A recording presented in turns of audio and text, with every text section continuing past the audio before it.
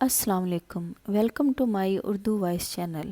تمام video updates کے لیے اردو وائس چینل کو سبسکرائب کر کے بیل نوٹیفیکیشن کو آن کر دیں۔ تو آئیے سنتے ہیں آج کی ویڈیو میں چھڑی کا کرشمہ پر مبنی ایک پراسرار کہانی۔ کیا ہوا؟ ایسے کیا دیکھ رہی ہو؟ میں مسلسل اس چھڑی کو گھور رہی تھی تو بابا جی نے پوچھا۔ میں نے سر نفی میں ہلایا، بولنے کی ہمت ہی نہیں رہی تھی۔ ادھر آ، بابا جی نے پکارا تو میں نے انکار کر دیا۔ انہوں نے مسکراتے ہوئے دوبارہ بلایا تو میرے قدم اٹھنے لگے اور ان کے پاس جا کر رکے۔ نگاہ ایک بار پھر اس چھڑی سے ٹکرائی اور واپس پلٹنا بھول گئی۔ اس چھڑی کو دیکھ کر مجھے کچھ نہیں ہوا تو وہ کیوں چیخ رہی تھی؟ اگر میں اسے ہاتھ لگاؤں تو یہ خیال آتے ہی دل دھک سے رہ گیا۔ ہمت جمع کر کے ہاتھ آگے بڑھایا۔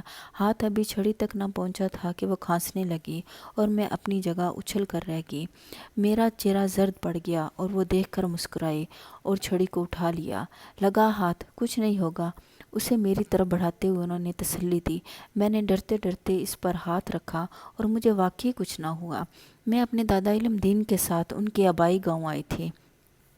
ان دنوں وہ اپنے ایک دوست جن کا نام شیر محمد تھا کہ ہاں قیام پذیر تھے۔ دوپہر کا وقت تھا اور سب آرام کر رہے تھے۔ جب شیر محمد صاحب سے کوئی ملنے آیا وہ انہیں بیٹھک میں لے کر گئے۔ میں ان کے لمبے چوڑے صحن میں درخت کے پاس ٹہل رہی تھی۔ شدید گرمی کے موسم میں بھی درخت کی ٹہنیاں مجھے لہک لہک کر ٹھنڈی ہوائیں دے رہی تھیں۔ یکلخت چیخنے چلانے کی آوازیں آنے لگیں۔ ان آوازوں کی سمت سفر کرتے ہوئے میں بیٹھک کے پاس رک گئی۔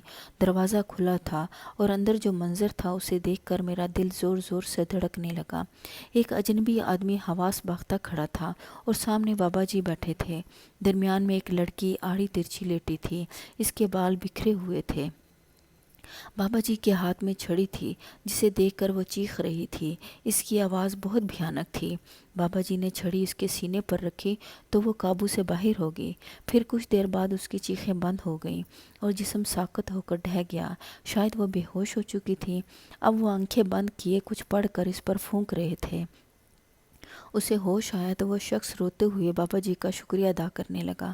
بابا جی نے ایک بوتل میں پانی دیا جسے لے کر وہ چلے گئے، لیکن میرے قدم وہاں جم گئے تھے۔ میں نے کہا تھا نا کچھ نہیں ہوگا، لیکن پھر وہ لڑکی کیوں چیخ رہی تھی؟ میرا خوف کسی طور کو کم نہ ہوا، کیونکہ یہ صرف جنات پر اثر کرتی ہے۔ اس پر سایہ تھا، اس لیے وہ ڈر رہی تھی۔ ان کی باتیں مجھے عجیب لگیں اور سب سے زیادہ عجیب وہ چھڑی۔ آپ کو کہاں سے ملی یہ؟ میرے سوال پر وہ مسکرائے بغیر نہ رہ سکے۔ میرے پیر صاحب نے دی تھی مجھے۔ چلو ایک واقعہ سناتا ہوں تمہیں، بیٹھ جاؤ۔ میں اس کے بارے میں سب کچھ جاننا چاہتی تھی اور انہیں بھی اندازہ ہو گیا تھا، اس لیے انہوں نے کہا۔ یہ 1986 کی بات ہے جب میری عمر 35 سال تھی۔ میں پیر صاحب سے ملنے دہلی گیا۔ مجھے وہاں پہنچنے میں 7 دن لگے کیونکہ یہ سفر میں نے پیدل طے کیا تھا۔ راستے میں ایک جگہ میرا پاؤں پھسل گیا اور میں گر گیا۔ گرتے ہوئے درخت کی ایک شاخ کو پکڑ لیا۔ اب میں لٹک گیا تھا۔ نیچے گہری کھائی تھی، گرتا تو مر جاتا۔ اچانک محسوس ہوا جیسے کسی نے میرا ہاتھ پکڑا اور پھر اس نے مجھے اوپر کھینچ لیا۔ میں پریشان تھا کہ یہ کیسے ہوا، کس نے کیا۔ پیر صاحب کے پاس پہنچا تو انہیں اپنا منتظر پایا۔ مجھے دیکھ کر وہ کہنے لگے، شیرو کتنی بار کہا ہے دھیان سے آیا کرو، ابھی دیکھا تھا راستے میں کیا ہوا۔ میں حیران ہوا کہ پیر صاحب کو کیسے علم ہوا، کیا وہ آپ تھے؟ میرے پوچھنے پر انہوں نے اس بات میں سر ہلایا۔ وہ چند دن بہت قیمتی تھی جو ان کی رفاقت میں گزارے۔ پھر جب واپسی کے لیے پیر صاحب سے اجازت چاہی تو وہ غمزدہ ہو گئے، کہنے لگے کہ شاید اب ہم دوبارہ نہ مل سکیں۔ پھر انہوں نے مجھے یہ چھڑی دی اور کہا کہ یہ تمہارے کام آئے گی۔ اب ہر جگہ میں تو تمہارے پاس نہیں آیا کروں گا، اللہ تمہارا حامی و ناصر ہو۔ میں بھی آپ دیدہ ہو گیا اور خوش بھی تھا کہ انہوں نے اتنی قیمتی چیز مجھے دی۔ میں وہاں سے نکل آیا۔ راستے میں جب اندھیرا ہونے لگا تو میں نے پناہ کی تلاش شروع کر دی۔ وہاں آبادی نہیں تھی، اس لیے کوئی گھر ملنا ناممکن تھا۔ پاس ایک درخت تھا، سو میں نے اس کے نیچے بیٹھ کر رات گزارنے کا انتظار کرنے لگا۔ نیند سے آنکھیں بوجھل ہو رہی تھی کہ یکا یک عجیب سی آوازیں سنائی دیں۔ سامنے دیکھا تو ہوا میں اڑتا ہوا ایک پرندہ مجھے گھور رہا تھا۔ اس کا سائز کوے سے بڑا تھا۔ रंग स्याह और आंखें सुर्ख थी। वो दरख्त पर आ बैठा। इसके बैठने पर ज़ोरदार आवाज़ से एक शाख टूट कर मेरे करीब गिरी और मैं डर गया। मुझे अंदाज़ा हुआ कि रात गुजारने के लिए मैं एक गलत जगह का इंतखाब कर बैठा था। मैंने देखा कि वो कौवा मुझे देख रहा था, फिर देखते ही देखते वो बंदर बन गया। बंदर अब दरख्तों की शाखों से अटकेलियाँ करने लगा, कभी लटक जाता तो कभी लेट जाता। मैं मुख्तलिफ आयतों का विर्द करने लगा। अचानक वो बंदर एक खूबसूरत तोता बन गया।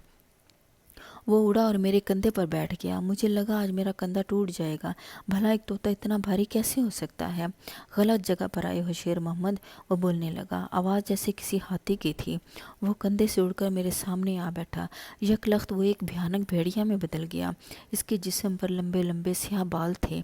इसकी आंखें मुझे घूरते हुए लाल अंगारा हो रही थी। वो हमला करने के लिए मेरी तरफ बढ़ रहा था। मैं बुलंद आवाज़ में सूरह काफिरून की तिलावत करने लगा। उसने चिल्लाना शुरू कर दिया। उसकी रफ्तार तेज़ हो गई। मेरा दिमाग भी तेज़ी से चलने लगा। मैंने बैग खोल कर वो छड़ी बाहर निकाली। वो मेरे करीब आ चुका था। मैंने अल्लाह अकबर का नारा लगाकर उसे मारने के लिए वो छड़ी हवा में अभी बुलंद ही की थी कि वो तड़पने लगा और ज़मीन पर ढेर हो गया। मैंने हैरत से छड़ी को देखा और अल्लाह का शुक्र अदा किया। रात बसर करने के बाद मैं फिर सफ़र करने लगा। पीर साहब से मिलकर आए अभी एक माह गुजरा था कि इतला मिली कि वो वफ़ात पा गए हैं। वहाँ गया तो स्वयं के बाद ही वापसी हुई, मगर इस बार मैं तन्हा नहीं था। एक शख्स मिल गया था वहाँ। इत्तेफाक से हम दोनों की मंजिल एक थी तो हम इकट्ठे वापस आए। इसके बाद हम दोनों गहरे दोस्त बन गए। मुझे उनकी बातें ख्वाब सी लगी। खौफ भी हुआ, अगरचे इस वाक़े पर यकीन करना मुश्किल था, मगर मुझे यकीन हो गया था क्योंकि एक मंज़र मैंने अभी अपनी आंखों से देखा था। लो आ गया मेरा दोस्त। मैंने मुड़कर देखा तो दादाजी खड़े थे।